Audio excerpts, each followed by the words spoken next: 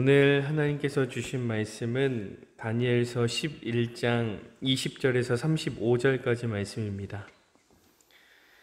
다니엘서 11장 20절에서 35절까지 말씀입니다. 우리 함께 합독하도록 하겠습니다.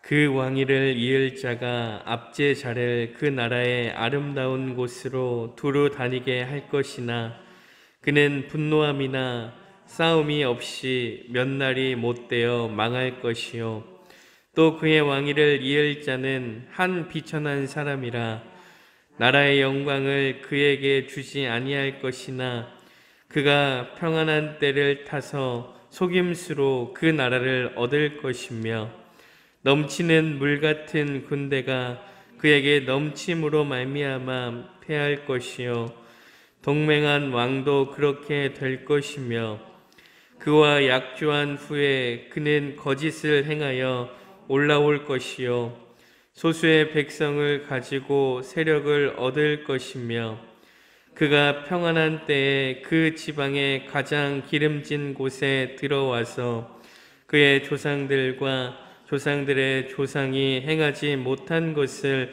행할 것이요 그는 노력하고 탈취한 재물을 무리에게 흩어주며 계략을 세워 얼마 동안 산성들을 칠 것인데 때가 이르기까지 그리하리라. 그가 그의 힘을 떨치며 용기를 다하여 큰 군대를 거느리고 남방왕을 칠 것이요 남방왕도 심히 크고 강한 군대를 거느리고 맞아 싸울 것이나 능히 당하지 못하리니 이는 그들이 계략을 세워 그를 치미니라. 그의 음식을 먹는 자들이 그를 멸하리니 그의 군대가 흩어질 것이요 많은 사람이 엎드려져 죽으리라. 이 두 왕이 마음에 서로 해하고자 하여 한 밥상에 앉았을 때에 거짓말을 할 것이라. 일이 형통하지 못하리니 이는 아직 때가 이르지 아니하였으므로 그 일이 이루어지지 아니할 것임이니라. 북방왕은 많은 재물을 가지고 본국으로 돌아가리니 그는 마음으로 거룩한 언약을 거스르며 자기 마음대로 행하고 본토로 돌아갈 것이며 작정한 기한에 그가 다시 나와서 남방에 이를 것이나 이번이 그 전번만 못하리니 이는 기띔의 배들이 이르러 그를 칠 것임이라. 그가 낙심하고 돌아가면서 맺은 거룩한 언약에 분노하였고 자기 땅에 돌아가서는 맺은 거룩한 언약을 배반하는 자들을 살필 것이며 군대는 그의 편에 서서 성소 곧 견고한 곳을 더럽히며 매일 드리는 제사를 폐하며 멸망하게 하는 가증한 것을 세울 것이며 그가 또 언약을 배반하고 악행하는 자를 속임수로 타락시킬 것이나 오직 자기의 하나님을 아는 백성은 강하여 용맹을 떨치리라. 백성 중에 지혜로운 자들이 많은 사람을 가르칠 것이나 그들이 칼날과 불꽃과 사로잡힘과 약탈을 당하여 여러 날 동안 몰락하리라. 그들이 몰락할 때에 도움을 조금 얻을 것이나 많은 사람들이 속임수로 그들과 결합할 것이며 또 그들 중 지혜로운 자 몇 사람이 몰락하여 무리 중에서 연단을 받아 정결하게 되며 희게 되어 마지막 때까지 이르게 하리니 이는 아직 정한 기한이 남았음이라. 아멘.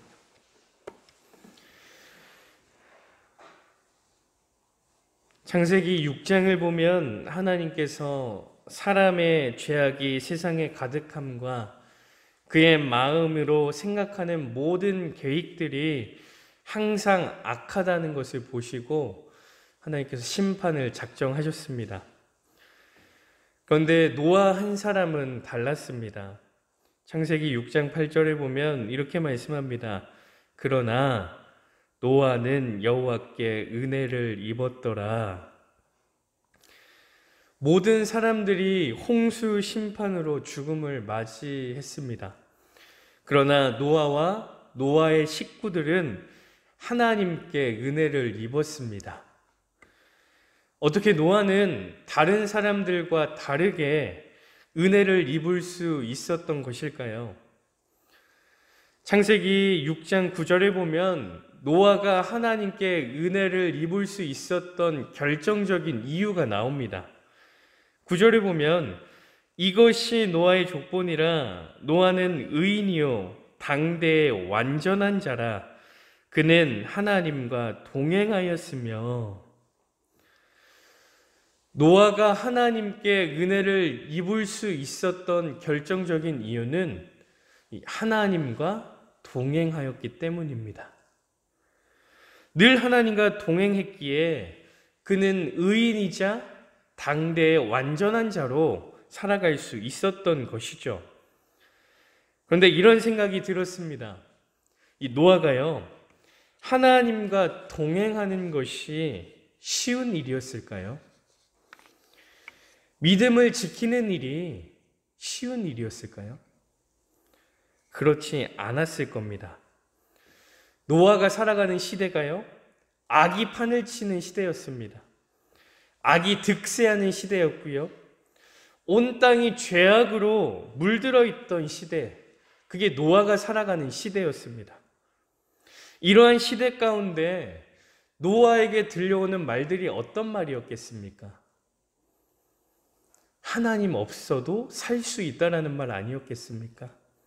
하나님 없어도 잘 살 수 있다는 말들을 듣지 않겠습니까? 그런가 하면 하나님과 동행하려고 했던 노아를 얼마나 조롱했을까요?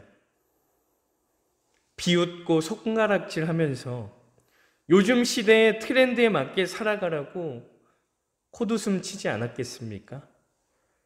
그럼에도 노아는 하나님과 동행하는 것을 택했습니다.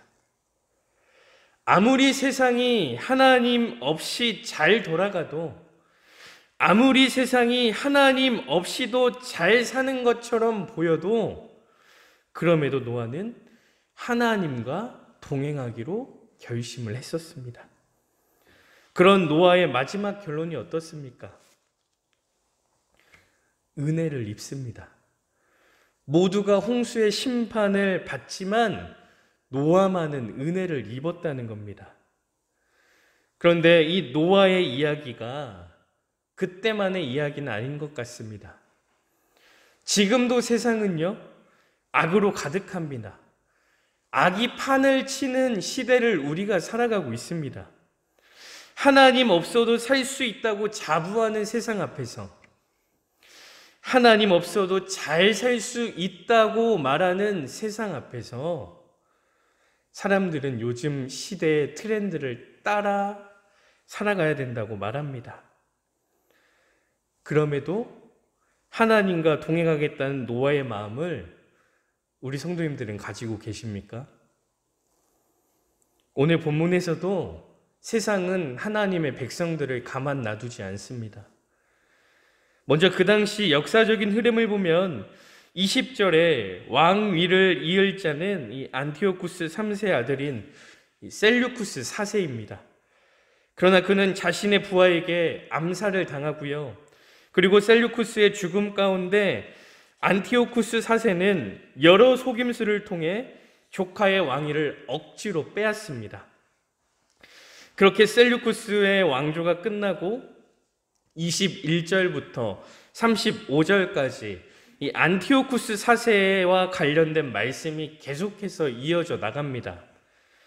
이 안티오쿠스 4세가 애굽 정복을 위한 그 두 번의 원정 이야기와 함께 우리가 주목해야 될 이 유다 백성들을 박해하는 이야기로 오늘 본문이 기록되어져 있습니다. 30절에 보면 안티오쿠스 4세는 이 거룩한 언약에 분노하였습니다. 여기서 거룩한 언약이란 이 성경 말씀과 유다 관습을 지킨 것에 대한 분노입니다. 말하자면 이 유다 백성들이 하나님의 백성답게 살아가려고 했습니다. 그렇게 살아가려고 하는 그 유다 백성들에 대한 분노를 가지고 있었다는 겁니다. 왜냐하면 이 안티오쿠스 사세는 이 식민지가 된 유다가 자신들의 문화를 받아들이고 자신이 섬기는 신을 섬기고 또한 거룩한 언약, 곧 하나님의 백성답게 살아가는 것을 포기하길 원했기 때문입니다. 그러나 이것이 지켜지지 않자 예루살렘 성전에 돼지의 피를 뿌리고 돼지를 제물로 드리면서 이 제우스에게 제사를 드리는 그러한 부정한 짓을 감행하지요. 뿐만 아니라 거룩한 언약을 지키는 유다 백성들에게 핍박과 박해를 가합니다. 안티오쿠스 이 사세가요, 하나님의 백성들을 가만히 놔두지 않는 거죠. 33절에 보면 이렇게 말씀합니다.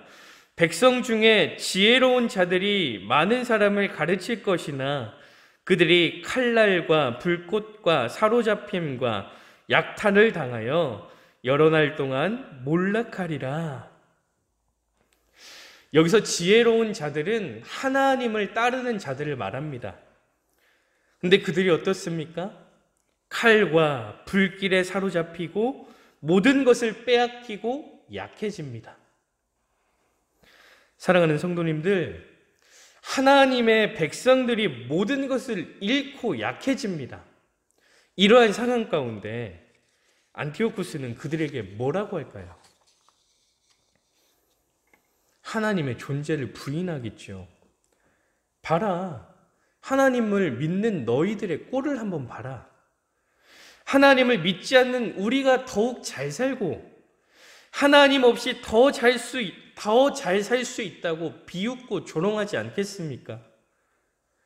이러한 안티오쿠스 사세의 핍박과 박해 앞에서 유다 백성들은 두 부류로 나눠집니다. 32절에 보면 그가 또 언약을 배반하고 악행하는 자를 속임수로 타락시킬 것이나 오직 자기의 하나님을 아는 백성은 강하여 용맹을 떨치리라. 이 유다 백성 중 두 부류가 어떻게 나누어집니까? 언약을 배반하고 악행하는 자, 곧 믿음을 포기하고 하나님을 떠나는 자와 오직 자기의 하나님을 아는 백성, 곧 믿음을 끝까지 포기하지 않고 끝까지 하나님 앞에 서는 자로 나누어진다는 겁니다. 사랑하는 행복한 교회 성도 여러분, 이 안티오쿠스 사세의 이야기가요, 그때만의 이야기가 아닙니다. 지금 역시도 안티오쿠스 사세와 같은 세상 앞에 우리는 서 있습니다. 하나님 없어도 잘 살 수 있다고 자부하는 세상 앞에 우리는 서 있습니다. 그리고 세상은 계속해서 세상의 트렌드를 따라 살아가라고 말하죠.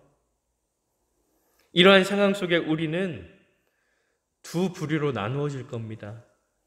믿음을 포기하고 하나님을 떠나 세상에 속한 자, 그리고 믿음을 끝까지 포기하지 않고 끝까지 하나님 앞에 서는 자. 우리 성도님들은 어느 편에 속하여 있습니까? 35절에 보면 이렇게 말씀합니다. 연단을 받아 정결하게 되며 희게 되어 마지막 때까지 이르게 하리니. 믿음을 지킨 자만이 은혜를 입습니다. 세상 앞에 연단의 과정이 있지만 더욱 정결하게 되어서 마지막 때까지 이르게 됩니다. 사랑하는 성도님들, 우리가 믿음을 지켜야 하는 이유가 여기 있습니다. 서론과 본론도 중요합니다. 그런데 더욱 중요한 것은 결론 아니겠습니까? 그런데 믿음을 지킨 자들의 결론을 보십시오. 노아처럼 하나님의 은혜에 참여하게 될 것입니다. 더욱 정결하게 되어 마지막 때까지 이르게 될 것입니다. 지금 이 시기가 믿음을 지키기 너무나 어려운 시기입니다. 하나님이 없는 것 같고요. 하나님 없어도 잘 살 것 같은 시기입니다. 그런데 이러한 연단의 시기에 믿음을 더욱 지켜나가길 소망합니다. 그러므로 그 믿음이 성도님들의 인생을 살리고 성도님들의 인생의 결론이 은혜로 끝맺는 기쁨이 있기를 소망합니다. 오늘 하루도 그러한 믿음으로 살아가심으로 하나님께서 기뻐하시는 것뿐만이 아니라 우리의 삶도 기쁨으로 넘치는 은혜가 있기를 간절히 소망합니다. 우리 함께 기도하시겠습니다.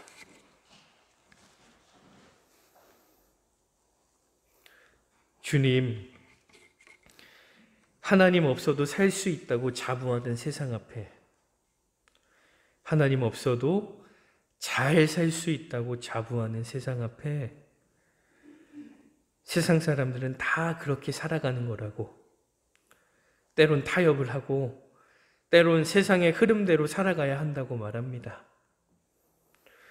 이러한 세상의 속삭임에 우리의 마음이 흔들릴 때가 있습니다. 주님, 우리를 불쌍히 여겨주시고 세상의 속삭임에 흔들리지 않게 도와주시되 노아처럼 날마다 하나님과 동행하며 믿음을 지킬 수 있는 은혜를 허락하여 주시옵소서.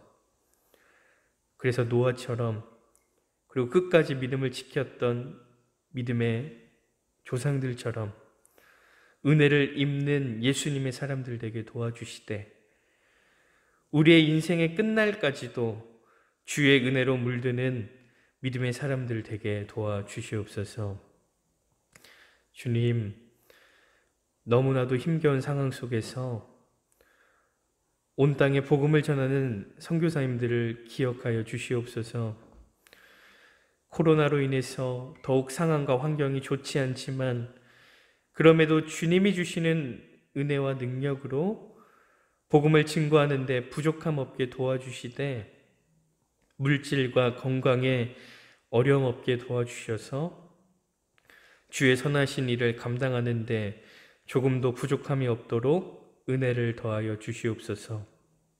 그래서 복음의 씨앗을 뿌릴 때마다 풍성한 열매를 맺는 은혜를 허락하여 주시옵소서.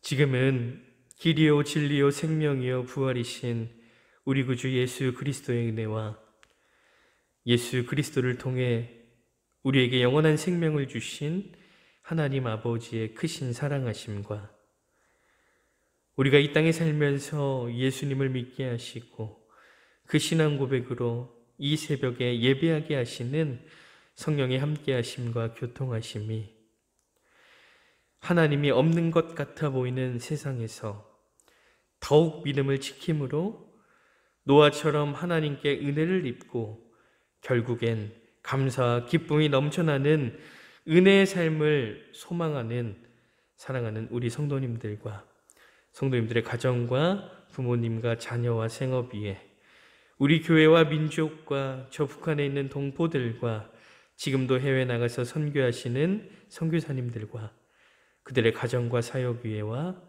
우리가 날마다 중보하는 고3 학생들과 전도 대상자와 군에 있는 청년들 위해 이 시로부터 영원토록 함께 하시기를 간절히 축원하옵나이다. 아멘.